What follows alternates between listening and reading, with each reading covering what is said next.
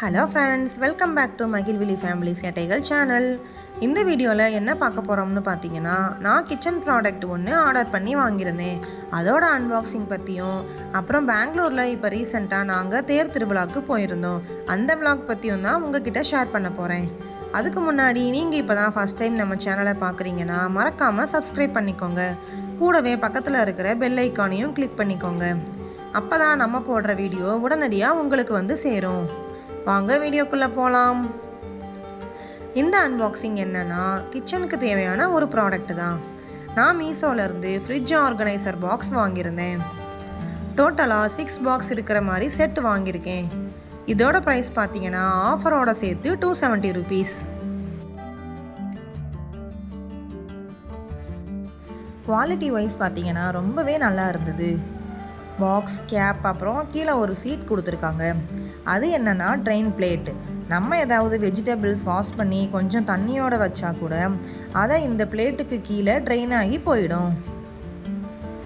இதில் பார்த்தீங்கன்னா fruits, vegetables, கீரை, புதினா, கொத்தமல்லி, எக் இந்த மாதிரி எதுனாலும் வச்சுக்கலாம்.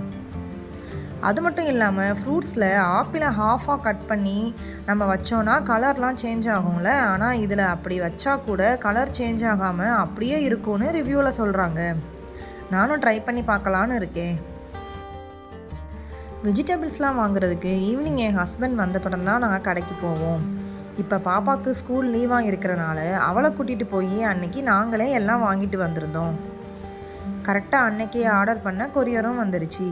அதனால் எல்லாத்தையும் பாக்ஸ்லேயே செப்பரேட்டாக வச்சிடலான்னு எடுத்து வச்சிட்ருக்கேன். எல்லாத்தையும் தனித்தனியாக பிரித்து வச்சுட்டா பாக்ஸில் வைக்கிறதுக்கு ரொம்பவே ஈஸியாக இருக்கும். அதுக்காக தான் தனியாக எடுத்து வச்சிட்ருக்கேன். அப்புறம் பாக்ஸில் எடுத்து வைக்கும்போது பாப்பாவும் ஒவ்வொன்றுக்கும் கேப்லாம் எடுத்து கொடுத்து எனக்கு ரொம்பவே ஹெல்ப் பண்ணிகிட்டு இருந்தா. நான் 6 பாக்ஸ் வாங்கியிருந்தனால ரொம்பவே யூஸ்ஃபுல்லாக இருந்தது. இதிலேயே 4 பாக்ஸ் இருக்கிற மாதிரி செட்டு, அப்புறம் 8 பாக்ஸ் இருக்கிற மாதிரி செட் எல்லாமே இருந்தது. எனக்கு 6 பாக்ஸ் போதும்னு தான் இதை வாங்கியிருக்கேன். இதுக்கு முன்னாடி நான் கவரில் தான் வெஜிடபிள்ஸ் எல்லாத்தையும் வச்சு ஃப்ரிட்ஜில் வைப்பேன். என் ஹஸ்பண்டும் ரொம்ப நாளாக சொல்லிக்கிட்டே இருந்தாங்க, பிளாஸ்டிக் கவர்லாம் ஃப்ரிட்ஜில் யூஸ் பண்ணக்கூடாதுன்னு சொல்கிறாங்க, வேறு எதையாவது அரேஞ்ச் பண்ணி வையின்னு சொல்லிகிட்டே இருப்பாங்க. அதுக்காக தான் இப்போ இதை ஆர்டர் பண்ணி வாங்கியிருக்கேன். எப்போ வெஜிடபிள்ஸ்லாம் வாங்கிட்டு வந்தாலும் பாப்பா எடுத்து வைக்க வந்துடுவா. அப்புறம் கீரை, புதினா, கொத்தமல்லி அந்த மாதிரி ஏதாச்சும் வாங்கிட்டு வந்தாலும் பாப்பாவும் நானும் தான் பேசிக்கிட்டே எல்லாத்தையும் பிச்சு போடுவோம். அவள் இந்த மாதிரி விஷயத்தில் ரொம்பவே இன்ட்ரெஸ்டிங்காக ஹெல்ப் பண்ணுவா. நான் கூட ஃப்ரூட்ஸ் இந்த மாதிரிலாம் வைக்கிறதுக்கு ஸ்பேஸ் பத்துமோ இல்லையோ இந்த பாக்ஸ் அப்படின்னு நினச்சேன். ஆனால் அது வைக்கிறதுக்கும் கரெக்டாக தான் இருந்தது.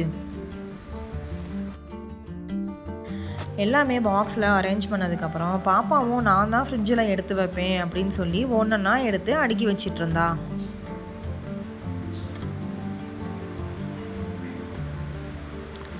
எல்லா பாக்ஸையும் வச்சதுக்கப்புறம் ஃப்ரிட்ஜு பார்த்தா ரொம்பவே நீட்டாக நல்லாவே இருந்தது. நம்ம இந்த மாதிரி கவர்லலாம் வச்சு கொசன்னு வைக்கிறதுக்கு இந்த மாதிரி பாக்ஸ்லலாம் எடுத்து வைக்கிறப்ப ரொம்பவே நீட்டாக தான் இருக்குது ஃப்ரிட்ஜும் பார்க்குறதுக்கு. அடுத்து இது என்னன்னு சொல்லி பார்த்தீங்கன்னா, நாங்கள் பெங்களூர் ஹொஸ்கோட்டையில் இருக்கோம். அங்கே போன வீக் திருவிழா நடந்தது. என்ன திருவிழான்னு பார்த்தீங்கன்னா கரக ஃபெஸ்டிவல், அதாவது கரக மகோத்சவான்னு சொல்கிறாங்க. இங்கே ஹொஸ்கோட்டையில் திரௌபதி தேவி டெம்பிள் ஒன்று இருக்குது. அங்கேருந்து தான் கரகம் எடுத்துகிட்டு வருவாங்களாம். அப்புறம் தேரும் இழுக்கிறாங்க. இங்கே தேர் பார்த்தீங்கன்னா நைட் 1 o'clock தான் இழுப்பாங்கன்னு சொன்னாங்க. அதனால நாங்கள் பாப்பாவை கூட்டிகிட்டு போய் தேரை மட்டும் காட்டிட்டு வந்தோம். தேர் அன்னைக்கு போனால் நல்ல கூட்டமாக இருக்கும், எதுவும் பார்க்கவும் முடியாது, பாப்பாவை ராட்டினம் எதுவும் ஏற்றி விடவும் முடியாதுன்னு திருவிழாவுக்கு நாள் நைட்டு போயிருந்தோம். அப்போ தான் போய் பார்த்தா ரோடு ஃபுல்லாகவே லைட்டிங்ஸ் போட்டு சூப்பராக இருந்தது. சாமி வைக்கிறதுக்கும் ஸ்டேஜ்லாம் போட்டு, அப்புறம் ரோடில் 2 சைடும் ஃபுல்லாக கடைகள் போட்டிருந்தாங்க. பாப்பாவை ராட்டினம் ஏறுறதுக்காக கூட்டிகிட்டு போனதும் ரொம்பவே ஹாப்பி ஆகிட்டா. அது ஏறணும் இது ஏறணும்னு போன உடனே ஆரம்பிச்சிட்டா. எங்களை எதுவும் சுற்றி பார்க்க கூட விடலை. அப்புறம் டக்கு ராட்டினமும் ட்ரெயின் ராட்டினமும் ஏற்றி விட்டதுக்கு அப்புறம் தான் அமைதியாக வந்தா அழுகாமல். நாங்களும் அப்புறம் கார்ன் மட்டும் வாங்கி சாப்பிட்டுட்டு வீட்டுக்கு வந்துட்டோம். அப்புறம் மறுநாள் திருவிழா அன்னைக்கு ரெடியாகி இங்கே எப்படி நடக்குதுன்னு பார்க்குறதுக்காக கிளம்பி போயிருந்தோம். அங்கே பார்த்தீங்கன்னா சாமி வைக்கிறதுக்கு ஸ்டேஜ் போட்டிருந்தாங்கல்ல, அதில் திரௌபதி அம்மன் வச்சுருந்தாங்க. அப்புறம் ஒரு சைடு ஃபுல்லாக ராமர் சாமியாக வச்சுருந்தாங்க. அங்கே என்ன நடந்ததுன்னு தெரியலை, அவ்வளோ கூட்டமாக இருந்துச்சு. நாங்கள் கொஞ்சம் லேட்டாக போனனால சரியாக தெரியலை என்ன நடந்ததுன்னு.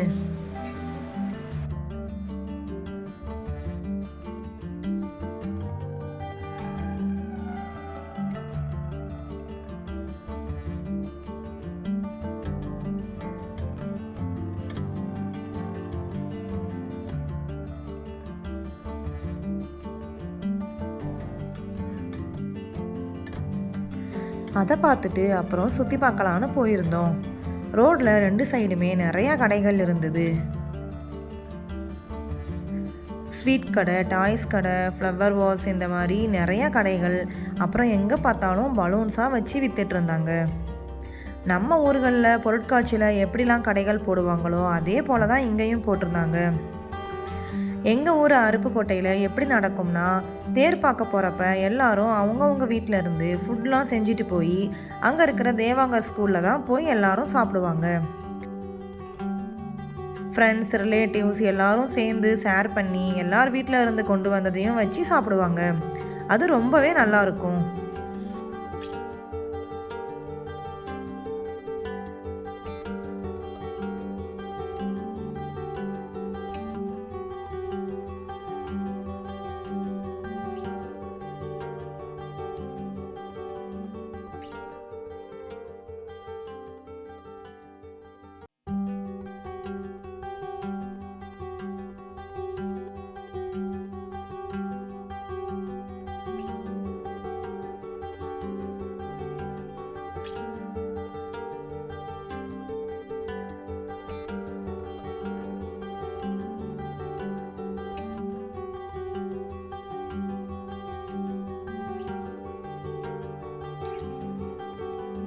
இந்த ஒரு கடை பார்த்தீங்கன்னா ஃபுல்லாகவே ஃப்ளவர்ஸில் செஞ்ச கிளிப்பாக வச்சுருந்தாங்க.